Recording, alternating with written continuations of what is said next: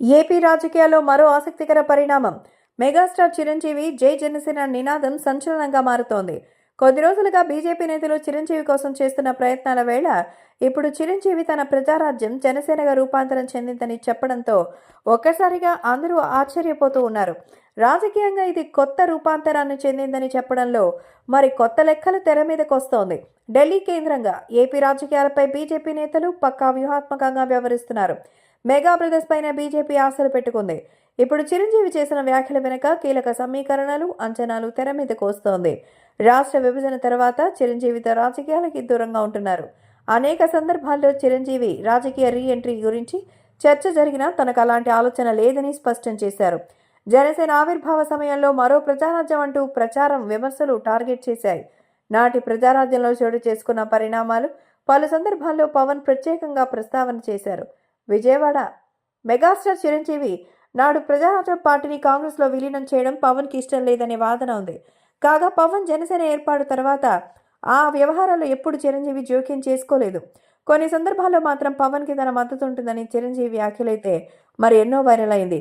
పవన్ పిఠాపురం నుంచి పోటీ చేసే సమయంలోనూ తమ్ముడికి మద్దతుగా ఎలాంటి ప్రకటన చేయలేదు. ఎన్నికల్లో గెలిచి ఇంటికి వచ్చిన తర్వాత పవన్కి మాత్రం గ్రాండ్గా స్వాగతించారు.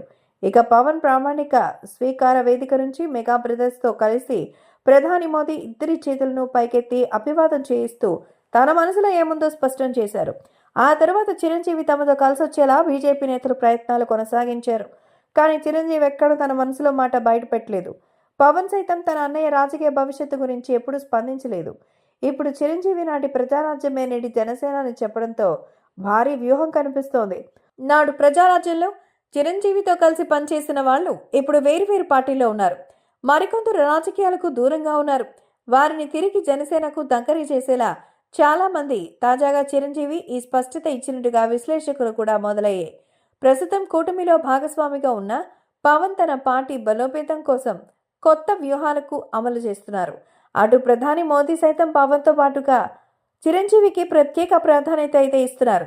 ఏపీలో జనసేన భవిష్యత్తు కోసం చిరంజీవి తన వంతు పాత్ర పోషించేందుకు సిద్ధమైనట్టుగా స్పష్టమవుతోంది. బీజేపీ ఢిల్లీ నేతలు చిరంజీవి పవన్తో టచ్లో ఉన్నారని చెప్తున్నారు.